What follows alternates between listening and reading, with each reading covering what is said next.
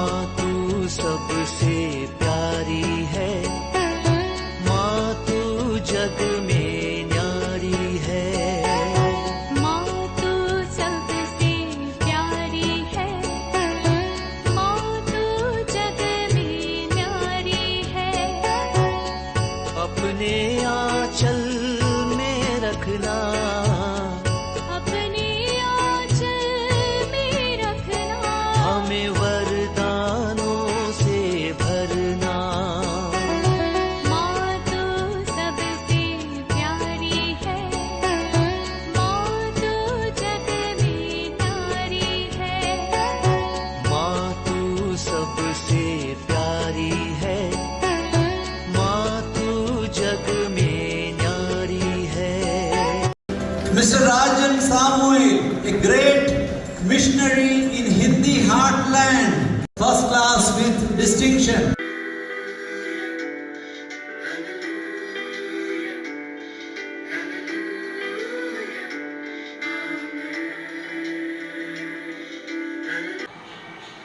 पिता, पुत्र और पवित्र आत्मा के नाम पर आमेन। आप सबों को जय यीशु। हम लोग बाइबल कोर्स के अंदर आज प्रकाशना ग्रंथ अध्याय 9 को पढ़ेंगे। हम लोग इससे पूर्व में अध्याय 8 के अंदर ये जो तुरही बजा रहा है, चौथा तुरही तक सीख लिया है। आज के क्लास में 5वीं और 6ठी तुरही, उसका क्या मतलब है, उसका क्या परिणाम है, इसको हम लोग सीखेंगे। अध्याय 5 के अंदर कुल मिलाकर के 21 वाक्य है। एक एक वाक्य को हम लोग देखेंगे, उसमें छिपे हुए मतलबों को सीखेंगे। कुछ चिन्ह वगैरह इसके अंदर हम लोगों को सीखने के लिए हैं, इसको भी हम साथ साथ सीखते जाएंगे। आप लोगों से अनुरोध है, बाइबल को आप खोल कर रखना ताकि इस भाग को अच्छी तरह समझ पाए। हम लोग शुरू करते हैं। प्रकाशना ग्रंथ अध्याय 9, रेवलेशन चैप्टर 9। 5वें स्वर्गदूत ने तुरही बजाई।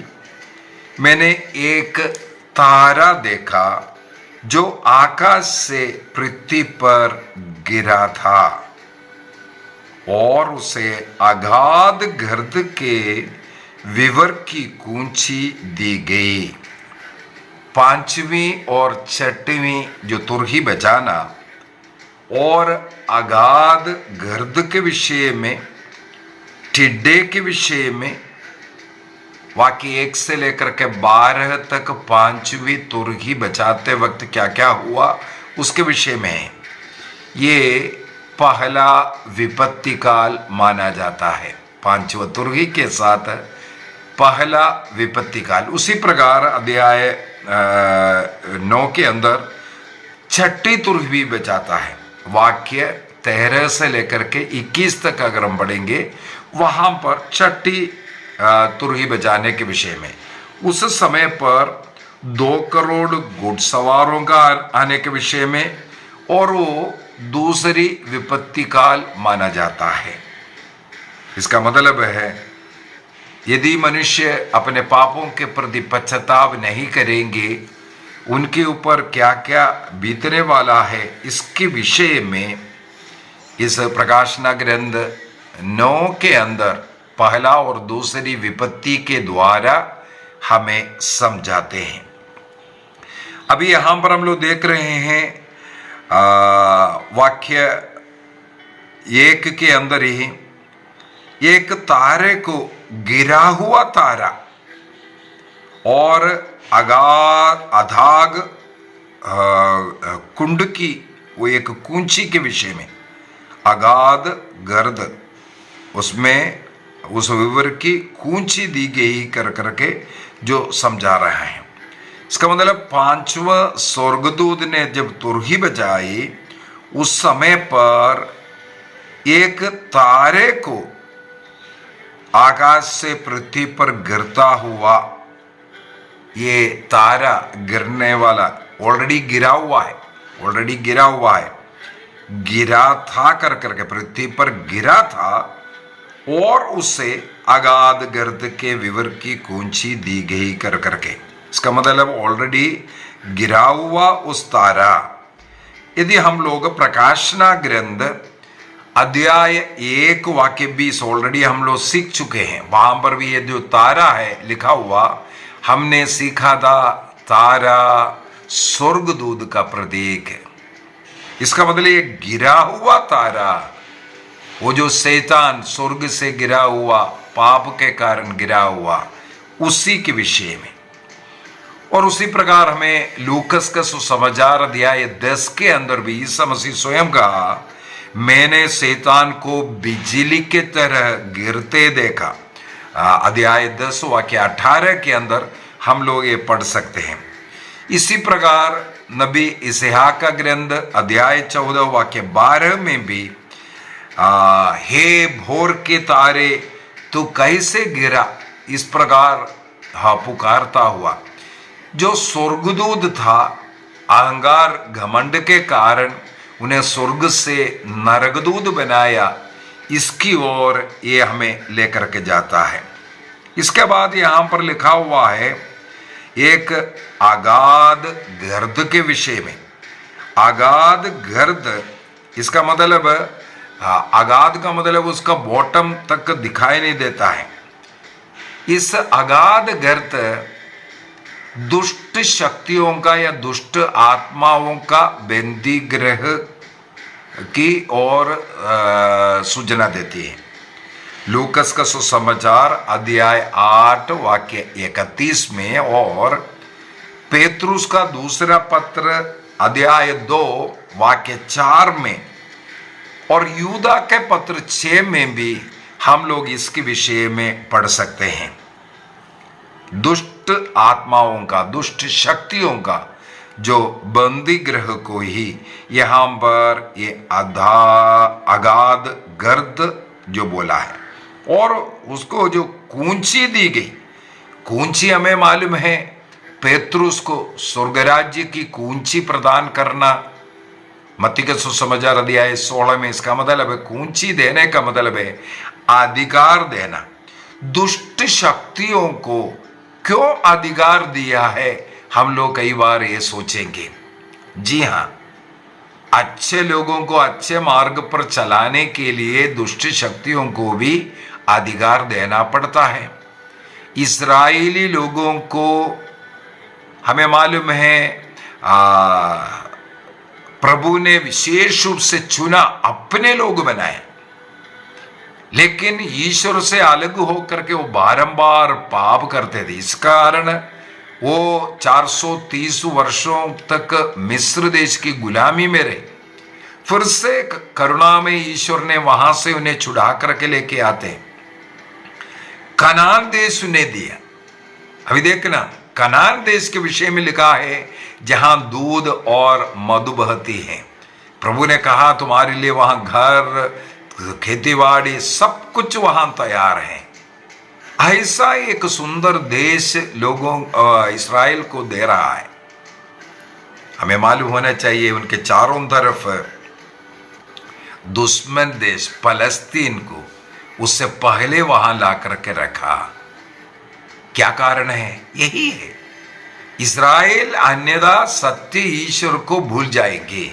यहां पर हम लोगों ने देखा है जो गिरे हुए दुष्ट शक्तियों को कुंची प्रदान करता हुआ, अधिकार प्रदान करता हुआ, एक कुंची देने का मतलब है जो बुराई की शक्ति यदि हमें सता रहा है वो ईश्वर की अनुमति के द्वारा ही सता रहा है ताकि हम सही मार्ग पर चले। संत ओरिजिन इसके विषय में सिखाते हैं कि ये गिरा हुआ तारा शैतान का ही प्रतीक है, किंतु वह ईश्वर के ही अधीन में है, उनके प्रभुता के नीचे ही वो कार्य कर पाएगा।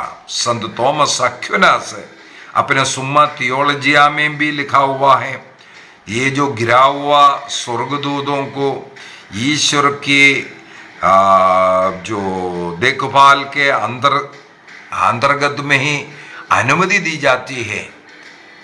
जो गलत रास्ता जाने वालों को तंग करने के लिए, सीधी सी बात।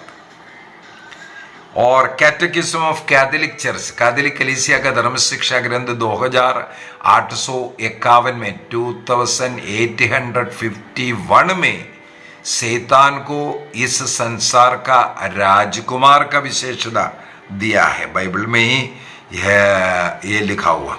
अभी वाक्य 2 के अंदर हम लोग देखते हैं, अगाध गर्त का विवर खोला तो इस पर विवर से धुआं निकलता हुआ जो बड़ी भट्टी के धुएं जैसे दिख रहा था। विवर धुआं से सूर्य और वायुमंडल अंधकारमय हो गया करके, इतना प्रकाश में सूरज को भी अंधकारमय बनाने वाले टाइप में धुआं निकला करके, ये धुआं आत्मिक अंधकार का प्रतीक है। एक व्यक्ति का आत्मिक अंधकार कितना है इसकी ओर इंगित करता है। सत्य को इस प्रकार का धुआं ढक सकता है। उत्पत्ति ग्रंथ अध्याय 19 के अंदर हमें मालूम है, सोदोम गोमोरा में जब गंधक बरसाया, पाप जब बढ़ने के कारण ईश्वर उसको जो नष्ट करने के लिए गंधक बरसाया, वाक्य 28 में हम लोग पढ़ सकते हैं। वहां से इस प्रकार धुआं भट्टी के समान उड़ता हुआ, अर्थात एक प्रकार का न्याय का प्रतीक इससे माना जाता है। और सूर्य अंधकारमय होना यही है, आत्मिक प्रकाश और सत्य इस प्रकार के अवसर पर ढकना, इसको ही हम लोग स्पिरिचुअल ब्लाइंडनेस, आत्मिक अंधकार कहते हैं।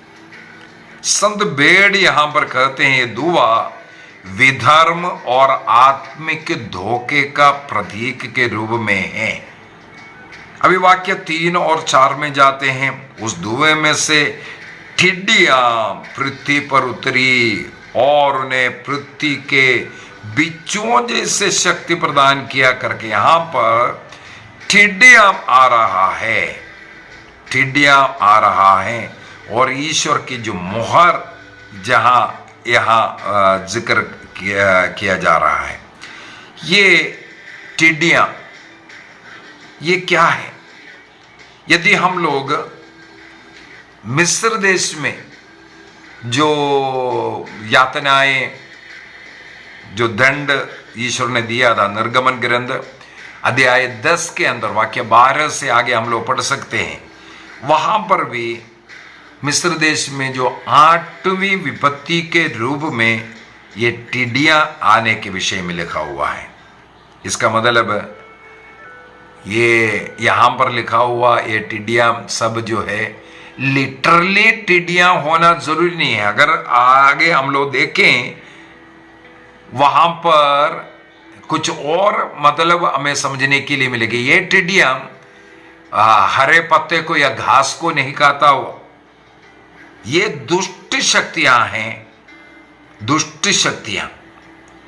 ईश्वर अपना न्याय हमारे ऊपर दिखाने के लिए उपयोग करने वाले। यदि योएल का ग्रंथ अध्याय 2 वाक्य 1 से लेकर के 11 तो पढ़ेंगे, वहां पर भी ईश्वर का न्याय लोगों के ऊपर करने के लिए इस्तेमाल करने वाले एक उपकरण के रूप में, एक रास्ता के रूप में ये टिड्डियां हम लोगों को मिलेगा। कैथोलिक कलीसिया साफ साफ कुछ बातें इसके ऊपर सिखाते हैं। जो गलत रास्ता में ईश्वर के नियम के अनुसार नहीं चल रहा है, उन्हें ईश्वर के रास्ते में लाने के लिए इस प्रकार का उपयोग, टिड्डियां पद प्रयोग इस्तेमाल किया हुआ हमें मिलेगा। और दूसरी बात है ईश्वर की जो मुहर के विषय में जो लिखा हुआ, ईश्वर की जो मुहर लगाना, ये प्रकाशना ग्रंथ अध्याय 7 में भी हम लोगों ने देखा, वाक्य 3 और 4 के अंदर जो मुहर लगाया हुआ, माथे पर मुहर लगाना उन लोगों को सुरक्षित रखने के विषय में। यसेकिएल का ग्रंथ उसके अध्याय 9 वाक्य 4, 5, 6 बारे में भी हम लोग पढ़ सकते हैं। माथे पर एक चिन्ह लगा, ताव चिन्ह लगाने के विषय में वहां पर नबी यज़कियेल का भविष्यवाणी में भी हम लोग देख सकते हैं। इसका मतलब ये जो मुहर है पवित्र आत्मा के द्वारा बपतिस्मे के समय पर या दृढ़ीकरण संस्कार के समय पर हम पर लगाने वाला उस मोहर को कभी ना मिटने वाले जो मुहर की ओर इंगित करता है। कैथोलिक कलीसिया का धर्म शिक्षा ग्रंथ 1304 के अंदर ये साफ साफ सिखाते हैं कि दृढ़ीकरण संस्कार में पवित्र आत्मा के एक अमिट छाप हम लोगों को मिलता है। इससे शैतान के हमले से हमें सुरक्षा दी जाती है। तो यहाँ पर उन्हें आदेश मिला कि वे घास अथवा किसी पौधे या वृक्ष को हानि नहीं पहुंचाए, बल्कि केवल उन मनुष्यों को जिनके माथे पर ईश्वर की मुहर नहीं लगाई है, ऐसे लोगों को तंग करने के लिए ही। इसका मतलब है ये एक शैतानी शक्ति का प्रतीक माना जाता है। अभी आगे जाते हैं वाक्य 5 और 6 के अंदर। यहाँ पर 5 महीने के विषय में एक जिक्र किया हुआ है और साथ ही साथ मृत्यु की खोज में लोग भागता हुआ हमारे ऊपर मृत्यु आ जाए, जो यंत्रणाएं उनके ऊपर हो रहा है उससे बचने के लिए मृत्यु भी होने दो इस प्रकार चिल्लाने वाले। ये जो 5 महीना यहाँ पर जो लिखा है 5 महीनों तक पीड़ित करने की अनुमति दी गई कर करके लिखा वाक्य 5 में। तो ये 5 महीना का समय जो होता है एक छोटा सा समय है। यदि हम टिड्डियों की जीवन को देखेंगे उनका आयु 5 महीना है। कहा जाता है मई महीने में से जो सितंबर महीने तक का जो पीरियड के अंदर ही ये टिड्डियां ज्यादा दिखाई देता है। तो उसका वो जो कम जीवन काल उसको भी यहाँ का ये 5 महीना दर्शाता है। क्या है जो हमारे ऊपर जितना भी बुराई शैतानी हमला जो भी है वो कुछ ही समय के लिए होगा, लेकिन जो प्रभु की ओर मुड़कर के पश्चाताप करते हैं उनके लिए अनुग्रह आशीष अनेकों वर्षों के लिए रहेगा। तो उसकी तुलना में ये बहुत ही कम समय है, ये दिखाने के लिए ये 5 महीने का एक समय यहाँ दिखाया। और दूसरा मृत्यु खोजेंगे पर नहीं पाएगा कर करके पाप में डूब करके जीवन जीने वालों का भयंकर आत्मिक यातना में वे इस प्रकार तड़पेंगे, ये बताने के लिए इस प्रकार का ये एक बात लिखा है। अभी आप वाक्य 7 में जाते हैं। 7 से लेकर के यदि 10 तक हम लोग पढ़ते जाएंगे इन टिड्डियों का कुछ विस्तृत वर्णन यहाँ पर कर रखा हुआ है। इन टिड्डियों को आकृति युद्ध के लिए सुसज्जित अश्वों के समान है। ऐसा लग रहा था कि उनके सिरों पर स्वर्ण मुकुट हो। देखो ये साथ साथ हम लोग उसको सीख करके जाना बहुत ही अच्छा है। इसके अंदर कुछ ऐसे वर्णन टिड्डियों के विषय में कुछ विस्तृत वर्णन जो पाप के जीवन जीने वालों को जो तंग कर रहा है, कुछ ही समय के लिए है, लेकिन उनको ऐसा उत्पीड़न मिलता है वो मृत्यु को भी आग्रह करेगा लेकिन उन्हें वो मृत्यु नहीं मिलेगा। सबसे पहले बोलते हैं उनका आकृति जो है घोड़े जैसे दिखेगा बोलते हैं। इसका मतलब है युद्ध करने का शक्ति रखने वाला घोड़े के समान, अर्थात दुष्ट आत्माओं का हम पर कितना अधिक शक्ति हो सकता है इसको दर्शाने के लिए। दूसरा देखो यहाँ पर लिखा है उनको क्या है स्वर्ण मुकुट उनके सिर पर है करके। इसका मतलब यहाँ पर स्वर्ण मुकुट वो राजा थोड़ी है, लेकिन राजा के समान एक झूठा राज्य चलाने वाला ये शैतान उत्पीड़न कर रहा है। इसको दिखाने के लिए शैतान का कुछ समय के लिए जो मिला हुआ नकली अधिकार, ये भी हम बोल सकते हैं। इस सोने के मुकुट, सिरों पर स्वर्ण मुकुट। इसके बाद लिखा है उसके उसका मुख मनुष्यों का मुख जैसे। मनुष्य को ईश्वर ने बुद्धि दिया है, इसका मतलब ये भी बुद्धिमानी है और चालाकी दिखाएगा। दुष्ट शक्तियों की चालाकी से बचने के लिए इस प्रकार बोल रहा है, उनका मुख मनुष्यों के जैसे है कर करके। इसके बाद उनके केस स्त्रियों के केशों जैसे है करके, स्त्रियों का जैसे केश बाल होना, इसका मतलब है दुष्ट शक्तियां अपने सौंदर्य की ओर लोगों को आकर्षित करवाएगा भ्रामिक सौंदर्य के द्वारा। अर्थात पाप लुभावना है, वो आकर्षित करेगा और आप उसकी ओर जा सकता है, इसको दर्शाने के लिए। अभी वाक्य 9 के अंदर लिखा है, इसके अंदर उनके दांत सिंहों की दांत के समान। सिंह के दांत के क्या है?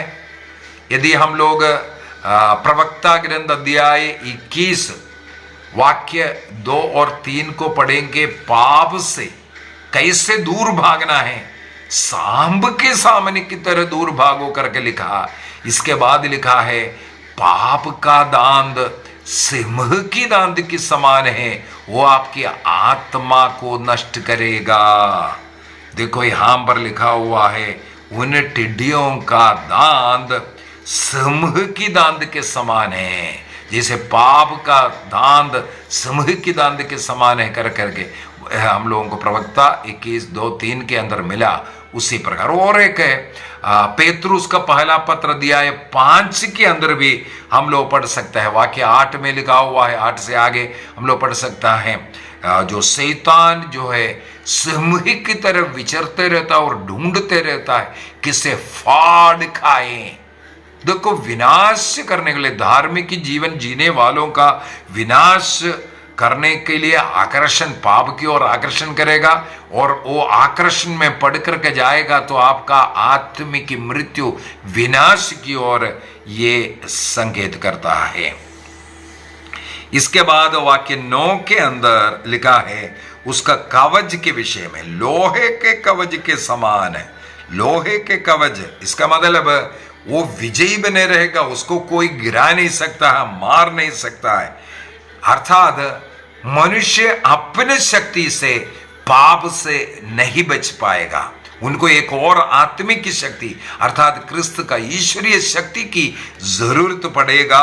इसको दिखाने के लिए जो कवच है इस टिड्डियों का, वो लोहे के समान है करके। और उसके डायनों की आवाज युद्ध के लिए तेज दौड़ने वाले बहुसंख्यक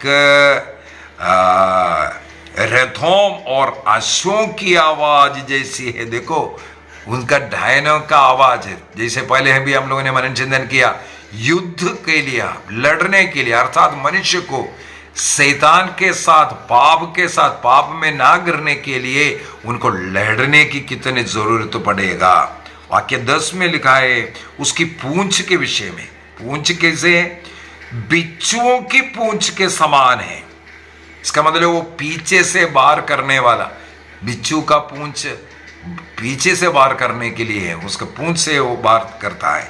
यही पाप, अधर्म हम लोगों को पीछे से अटैक करता है, गिराता है, उसे बचना है, ये बताने के लिए संत अगस्तिन यहां पर एक और सफाई देता है। जो पाप में जीवन जीता है वो पाप उससे डसता है करके। संत अगस्तिन का यह वर्णन बहुत ही सुंदर है।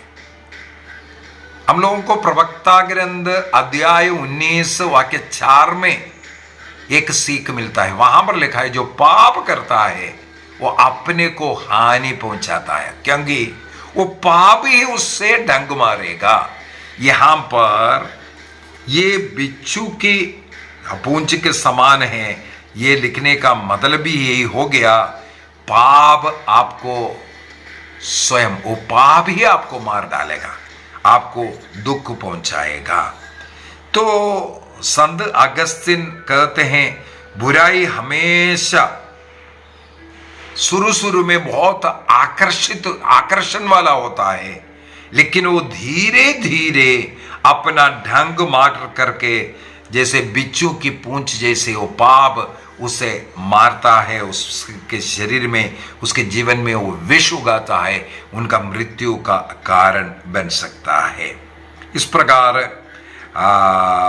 पांचवा जो तुरही जो बचाने का विषय में जो है वो खत्म होता है। एक और है, वाक्य 11 को छोड़ दिया था। उनका एक राजा था, अर्थात अगाध गर्द का दूध, जिसका नाम इब्रानी में अबदोन है और यूनानी में अपोल्योन है। अबदोन और अपोल्योन, इन दोनों शब्द का, इब्रू और यूनानी, ये दोनों शब्द का अर्थ विनाशकारी। इसका मतलब उसका राजा ही विनाशकारी है, पाप हमारा विनाश करेगा, ये बता करके। तो पांचवा तुरही के द्वारा किस प्रकार जो महाविपत्ति का पहला वो स्टेज को दिखाया। अभी छठवीं तुरही में जाते हैं। वाक्य 13 से लेकर के हम लोगों को वाक्य 21 तक मिलेगा। वहां पर 21 तक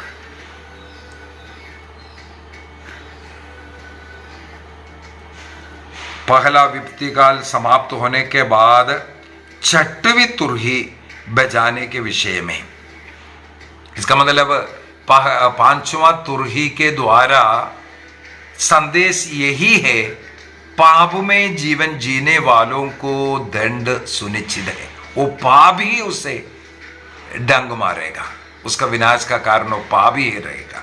इसलिए पश्चाताप की ओर एक बुलावा भी है, ये तुरही बचाना। अभी छठी तुरही जब बजाए हैं, वाक्य 13 में लिखा है, छठे स्वर्गदूत ने तुरही बजाई, इस पर ईश्वर के सम्मुख अवस्थित स्वर्ण वेदी के कोनों में से एक वाणी सुनाई पड़ी। मैंने उसे तुरहीदारी छठे स्वर्गदूत से कहते हुए सुना, महानदी फरात के पास बनते हुए 4 दूधों को खोल दो। ये बोल करके छठे तुरही बचाते वक्त क्या है, यहां पर वाक्य प्रकाशन ग्रंथ अध्याय 8 वाक्य 3 और 4 को अगर पढ़ेंगे, हम लोग पिछले क्लास के अंदर इसको मनन चिंतन किया था। वहां पर सोने की वेदी को या धूप वेदी को देखा था। वहां पर संतों की प्रार्थना ऊपर उठते हुए वहां पर बताया गया था, संतों की प्रार्थना ऊपर उठते हुए। इसी प्रकार यहां पर हम लोगों को पढ़ने के लिए मिलता है, सोने के एक वेदी, वहां से स्वर्ण वेदी के कोनों में से एक वाणी सुनाई पड़ी कर करके हम लोगों को पढ़ने के लिए मिल रहा है। वो धूप वेदी संतों की प्रार्थना के रूप में हम लोगों का अध्याय 8 के अंदर मिला था। यहां पर महत्वपूर्ण बातें ये है, संतों की प्रार्थनाओं से ईश्वर का न्याय आता है। हमारी प्रार्थनाएं, इसका मतलब मायने रखते हैं प्रभु के सामने। मैंने उससे तुरहीदारी छठे स्वर्गदूत से कहते हुए सुना, महानदी फरात के पास बनते हुए 4 दूधों को खोल दो। इसका मतलब है जो स्वर्गदूत यहां से जो तुरही बजाई, उस समय पर वेदी के कोनों में से वाणी सुनाई देना का मतलब को सोने के वेदी, जैसे पहले हम लोगों ने देखा है संतों की अगर प्रार्थना है तो संतों की प्रार्थना का विषय में यहां पर फिर से बोल रहा है। इसका मतलब एक और यहां हम लोग जोड़ सकता है, हम लोग प्रतिदिन पवित्र मिस्सा बलिदान में भाग लेते हैं। वहां पर मिस्सा अर्पित करने वाला ये एक वेदी है। वहां पर पवित्र मिस्सा में हम लोग हमारी प्रार्थनाओं को रोज अर्पित करते हैं। उस वेदी से प्रार्थनाएं, संतों की प्रार्थनाओं के द्वारा प्रभु की ओर उड़ता हुआ। यहां पर एक आग्रह क्या कहते हैं, महानदी फरात के पास बनते हुए 4 दूधों को खोल दो कर करके। ये फरात हमें मालूम है इसराइल के एक सीमा, इसराइल और जो बाबुल देश उसके एक सीमा में हमें मालूम है ये फरात है। ईश्वर के लोगों और शत्रुओं की सीमा को ही ये फरात नदी कहते हैं। फरात, ईश्वर के लोग इसराइल, शत्रु लोग है बाबुल, उनके बीच का वो है फरात नदी। अब ये बनते हुए स्वर्गदूत क्या है, ईश्वर के निमंत्रण में दुष्ट आत्मा का आगमन के विषय में। मत्ती के सुसमाचार 18 वाक्य 18 को पढ़ेगा तो भी हमें मिलेगा। वाक्य 15 को पढ़ते हैं। उन 4 दूधों के बंधन खोल दिए गए जो उसी घड़ी दिन, महीने और वर्ष के लिए प्रस्तुत थे। उसी घड़ी जब खोला गया, उसी घड़ी के लिए, उसी दिन के लिए और महीने के लिए और उसी वर्ष के लिए उसको वहां तैयार कर कर रखा हुआ था करके। वाह, इसका मतलब ईश्वर का न्याय का, ईश्वर का हर एक काम का एक एक सेकंड, एक एक पल पहले से लिखा हुआ है। उसी के अनुसार ही हर कार्य चलता है। वाक्य 16 में लिखा है, घुड़सवार सैनिकों की संख्या 20 करोड़ थी। मैंने उनकी संख्या की घोषणा सुनी। वहां पर घुड़सवार सैनिक का आगमन के विषय में, और उनकी संख्या कितना है, 20 करोड़ था कर करके। मुझे उस दृश्य में वे घोड़े और उन पर सवार सैनिक इस प्रकार दिख पड़े, सैनिक अग्नि जैसे वाबरे। अब यहां पर हम लोगों को थोड़ा सा और जानने की जरूरत है, उस सैनिक के विषय में क्या लिखा हुआ है। 20 करोड़ जो घुड़सवार के विषय में। अभी जैसे मैंने पहले बोला था, जो टिड्डियां, उसको भी हमें लिटरली नहीं लेना है, घास खाने वाला वो टिड्डियों के समान। इसी प्रकार यहां का जो 20 करोड़ जो घुड़सवार सैनिकों को भी लिटरली नहीं लेना है। कई लोगों का गलती यहां है, प्रकाशना ग्रंथ में दिया हुआ संख्याओं को उसी प्रकार उठाता है, उसको कुछ स्पिरिचुअल मीनिंग होता है, उसी मीनिंग पर हमें जाने की जरूरत है। ये 20 करोड़ सैनिक का मतलब होता है बुराई की शक्ति बहुत ही विशाल है और अपार शक्ति है। बुराई की शक्ति का प्रतीक है, वो बुराई की शक्ति का जो विशाल शक्ति है और वो अपार है करके बताने के लिए ही ये सिंबॉलिक तरीके से यहां पर लिखा हुआ है। लिटरल तरीके से इसको नहीं लेना है, सिंबॉलिकली इसको लेना है। 20 करोड़ का मतलब है ये दुष्ट शक्तियां विशाल है, अपार है। अभी यूहन्ना ने सुना है, ये गिना नहीं है, यूहन्ना ने सुना है इनकी संख्या 20 करोड़ है करके। इसका मतलब स्वर्ग यूहन्ना को रहस्य में उस 20 करोड़ की संख्या सुनाया गया या वो उनके सामने खोल दिया गया उस संख्या का। अभी प्रकाशना ग्रंथ अध्याय 5 वाक्य 11 में भी हम लोग को पढ़ता था, असंख्य स्वर्गदूत सिंहासन के सामने खड़े हैं। ईश्वर की सेना भी बहुत बड़ी है। ईश्वर की सेना वहां पर भी कोई गिनती नहीं कर सकता। इसका मतलब उसकी तुलना में हो सकता है 20 करोड़ की संख्या यहां सुनाया गया वो कुछ भी नहीं होगा। वहां पर हम लोगों को वाक्य 17 से अगर देखें, वहां पर कुछ और बातें यहां मिल रहा है। मुझे उस दृश्य में वे घोड़े और उन पर सवार सैनिक इस प्रकार दिख रहे थे, सैनिक अग्नि जैसे हैं। अग्नि जैसे दिखने का मतलब लाल कलर में। सोदोम गोमोरा का इसी प्रकार अग्नि उत्पत्ति ग्रंथ अध्याय 19 में हम लोग पढ़ सकते हैं। सोदोम गोमोरा में पूरा आग बरसाया था, लाल रखना दिखना। इसका मतलब अग्नि जैसे लाल का मतलब यह है, सोदोम गोमोरा जैसे।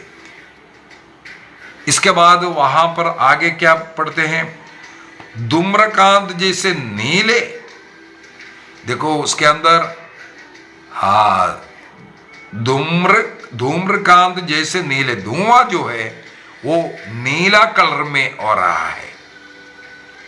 ये संत बेड इस यहां पर कहते हैं, संत बेड यहां पर कहते हैं कि ये धुआं, ये नीला कलर स्वाभिमान का प्रतीक के रूप में बता रहा है। स्वाभिमान का प्रतीक है ये कलर, नीला कलर कर करके कहते हैं।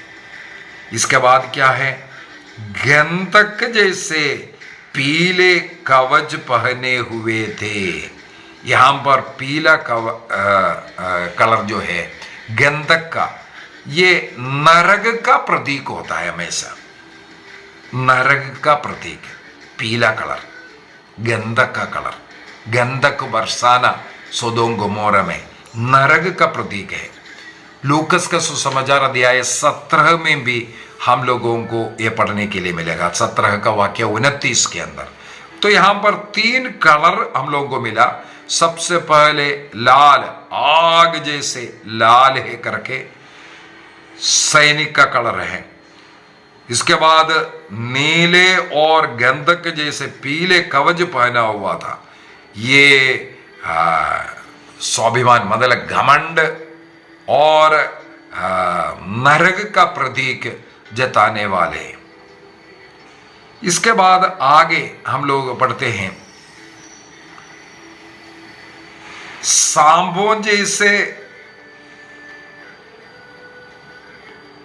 घोड़ों के सिर सिंहों के सिर जैसे थे और उनके मुंह आग, धुआं और गंधक निकल रही थी। इन 3 विपत्तियों द्वारा, देखो 3 प्रकार का विपत्ति, अगाध 3 विपत्तियों द्वारा अर्थात आग, धुआं और गंधक द्वारा जो घोड़े के मुंह से निकल रही थी, 1/3 मनुष्यों का वध किया गया। 1/3 मनुष्यों का वध करने का क्या अर्थ है? 1/3 एक आंशिक रूप से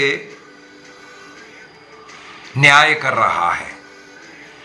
पश्चाताप के लिए अभी भी अवसर है ये बताने के लिए, पश्चाताप के लिए अभी भी अवसर है ये बताने के लिए 1/3 ये जो संख्या। और इसके बाद हम लोग देख रहे हैं सांपों जैसी पूंछे। सांप हमेशा शैतान का प्रतीक होता है। उत्पत्ति ग्रंथ अध्याय 3 वाक्य 1 में भी, और उसी प्रकार प्रकाशना ग्रंथ अध्याय 12 में भी हम लोगों को मालूम है कि सांप शैतान का एक प्रतीक है। और संत बेड इस 3 रंग के विषय में कहते हैं, पाप का कलर हमेशा लाल कलर होता है। वो लाल कलर अगर दिखा रहा है वासना का पाप, क्रोध का पाप, ये सब दिखाने के लिए होता है।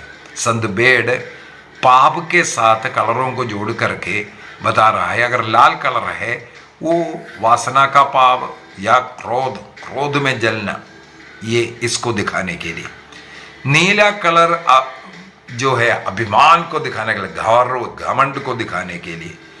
और जो पीला कलर, जो गंधक का जो कलर है, वो आत्मिक भ्रष्टाचार, नष्ट होना, इस प्रकार का जीवन को दिखाने के लिए।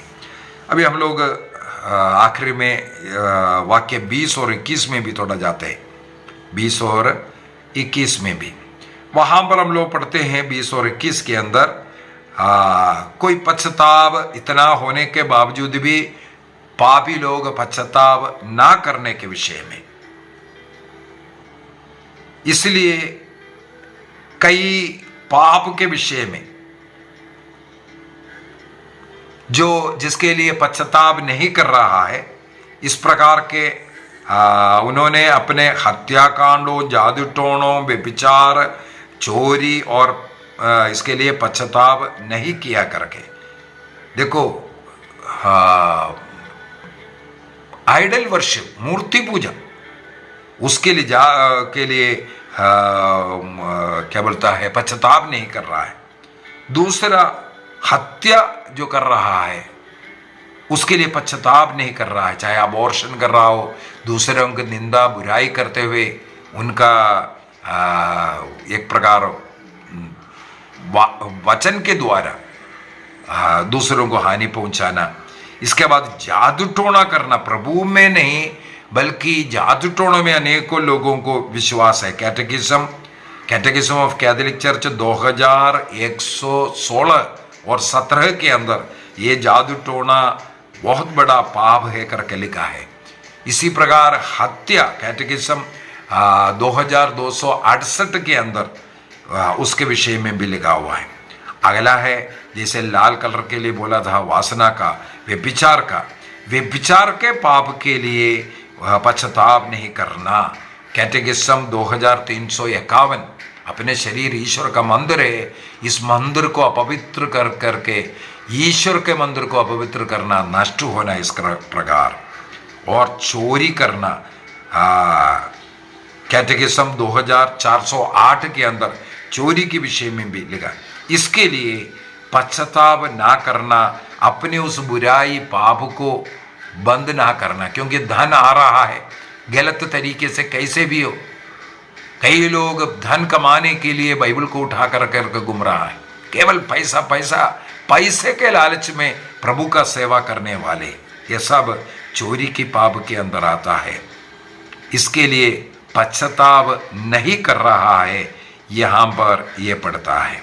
संत अगस्तीन कहते हैं दंड का उद्देश्य पश्चाताप करना है। ये अगर टिड्डियों के द्वारा इस प्रकार सब जो दंड दिया जा रहा है, उसका एकमात्र उद्देश्य है लोग पश्चाताप करें। इसका मतलब ये दोनों तुरहिया पश्चाताप की ओर बुलाने का तुरहियों के, और संत लोग इसको जोड़ कर देते हैं। जो अस्वीकार करते हैं वे दुगुनी सजा भोगने के योग्य बनेगा। ये अध्याय 9 के अंदर हम लोगों को पढ़ने के लिए मिला। विशेष रूप से आज के क्लास के अंदर हम लोगों ने देखा ईश्वर बुराई के ऊपर सर्वोच्च प्रभु है। अथाह कुंड की कुंजी प्रभु के पास है। अगर मनुष्य को सता रहा है, अनुमति दे रहा है मनुष्य को पश्चाताप की ओर लाने के लिए, ईश्वर शैतान से भी वो कार्य कर सकता है। दूसरी बात हम लोगों ने देखा है बपतिस्मा दृढ़ीकरण के द्वारा हर व्यक्ति के शरीर में एक मोहर लग जाता है। दुष्ट शक्तियों से वो मोहर हमें बचाता है। क्रिस्तु को अपनाने के बाद बपतिस्मा और दृढ़ीकरण संस्कार के द्वारा पवित्र आत्मा का वो मुखर हमें दुष्ट शक्तियों से बचाएगा करके। तीसरा पॉइंट हम लोगों ने मनन चिंतन किया था, बुराई का जो समय है वो बहुत ही कम समय होता है, 5 महीना जैसे हम लोगों ने सीखा था, वो सीमित समय। लेकिन ईश्वर का अनुग्रह करना, दया जो कृपा हम पर बरसता है अनेकों समय के लिए, वो दीर्घ काल के लिए। अगला हम लोगों ने देखा है विनाश के विषय में, हिब्रू में और यूनानी भाषा में उसका नाम, उस विनाश का नाम लिखा हुआ था अपोलोन। वो जो विनाशक, वो पराजित किया जाएगा यदि हम पश्चाताप करेंगे। इसके बाद आखिरी में हम लोगों ने देखा है पश्चाताप ना करने वाला कुछ पाप के विषय में, ऐसे 5 पाप के विषय में, मूर्ति पूजा हो, जादू टोना हो, तंत्र मंत्र हो, ज्योतिष हो, इस प्रकार का जो कार्य से सब हमें दूर रहने की ज़रूरत है। जो प्रभु के शरीर, हमारे शरीर ईश्वर का मंदिर है, उस मंदिर को अपवित्र करने वाला व्यभिचार जैसे पापों से और धन के लालच में पड़ करके जो चोरी वगैरह करना, इस प्रकार के पापों के लिए हमें पश्चाताप करना है। ये आज के क्लास में हमें सिखाया है। आइए प्रभु को धन्यवाद दें। कल हम अध्याय 10 को सीखेंगे। प्रभु हम सबों को आशीष दे, पिता, पुत्र और पवित्र आत्मा के नाम पर आमीन। आप सबों को जय यीशु।